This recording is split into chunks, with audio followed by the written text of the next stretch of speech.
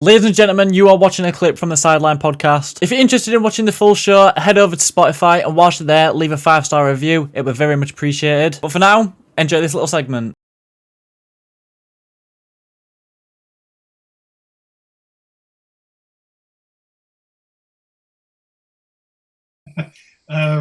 What attracted me to rugby, I don't think it was more an attraction, it was more of a have to rather than a want to.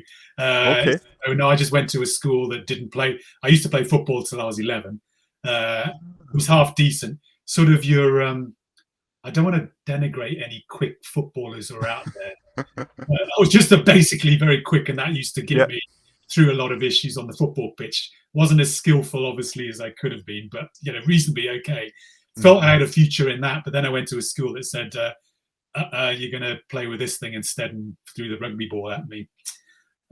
And also, my past was my elder brother Rory and Gary, my two older brothers. They were very, very good. And so really when I rocked up and had a surname Underwood, I didn't really have any. I didn't have a rugby ball. Have a rugby ball. You've got a surname Underwood. So I'll be completely honest. Rugby's not really been something I've followed closely.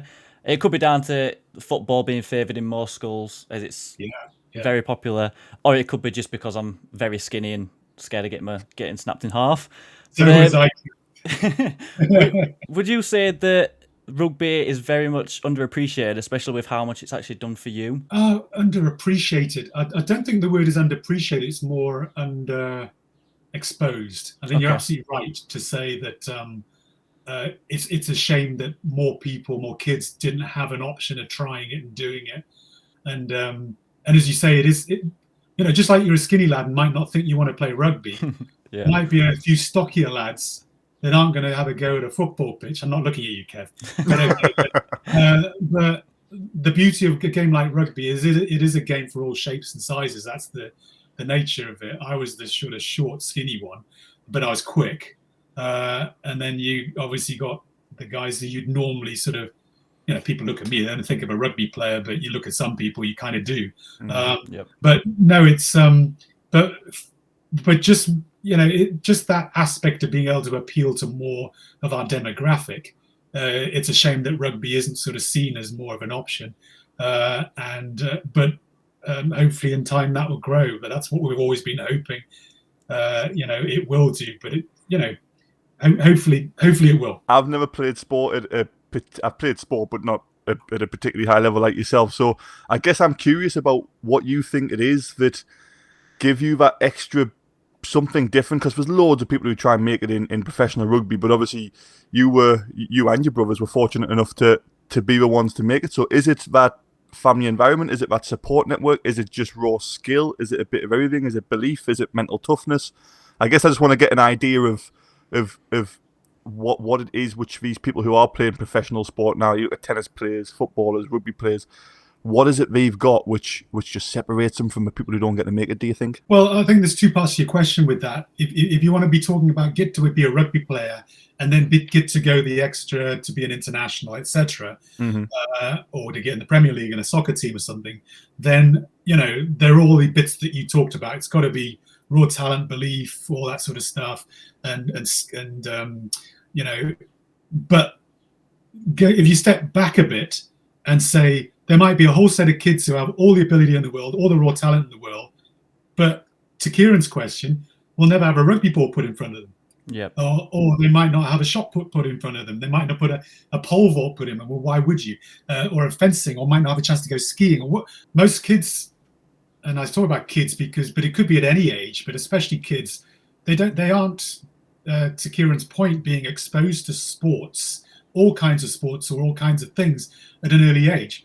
And this comes back to Kev. One of the reasons we first met is what I'm trying to do is how can we try and be a force for a good, or a pay it forward sort of medium to say, look, this is what sport can do for you. And it doesn't have to be rugby, it can be football, but it's trying to sort of give kids this opportunity to be able to express themselves in ways they didn't think they could, and essentially. And and one of those is because they don't understand, that they don't know about it. Or secondly, it's just where they are.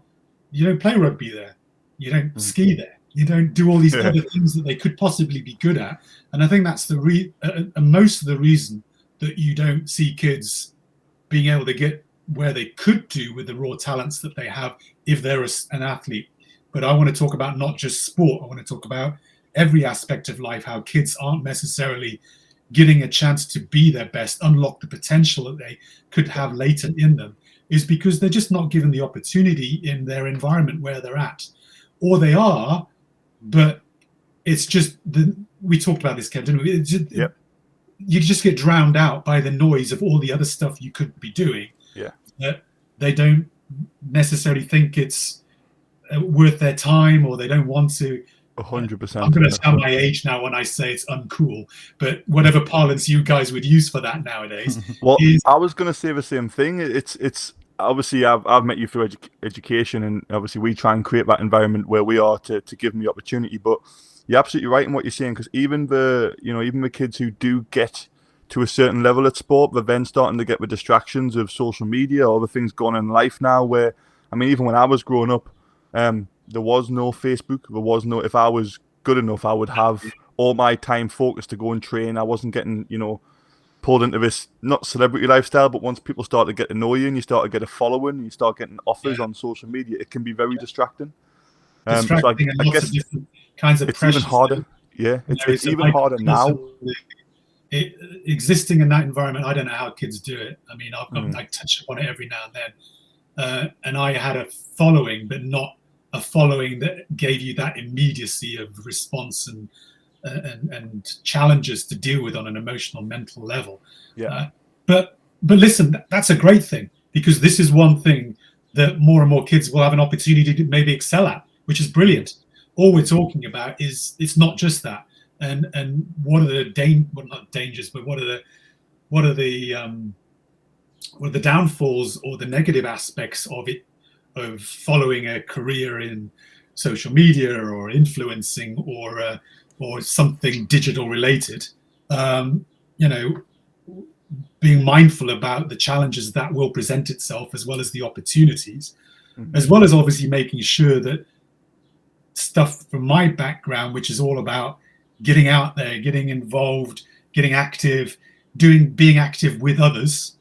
And the project, hopefully we'll talk about it, touch about it, and Kev, that we met was just this aspect of how do we really instill, how do we educate kids to do better at getting on with others and 100%. Forming relationships, stronger relationships with people, forming bonds, forming teammanship, if you like, because essentially if you can't do that, you are really hamstrung about what you can do in society.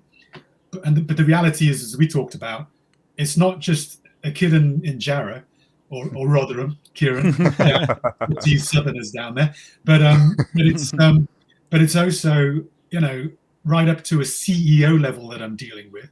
I flew aeroplanes, becoming a captain of an aeroplane, where nobody teaches you this stuff about how do you get on better with others, how do you form better relationships, how do you form trusting relationships so that they will basically engage with you, buy in with what you're trying to do, inspire them, motivate them, and get them to basically do something as a group, as opposed to just acting as an individual.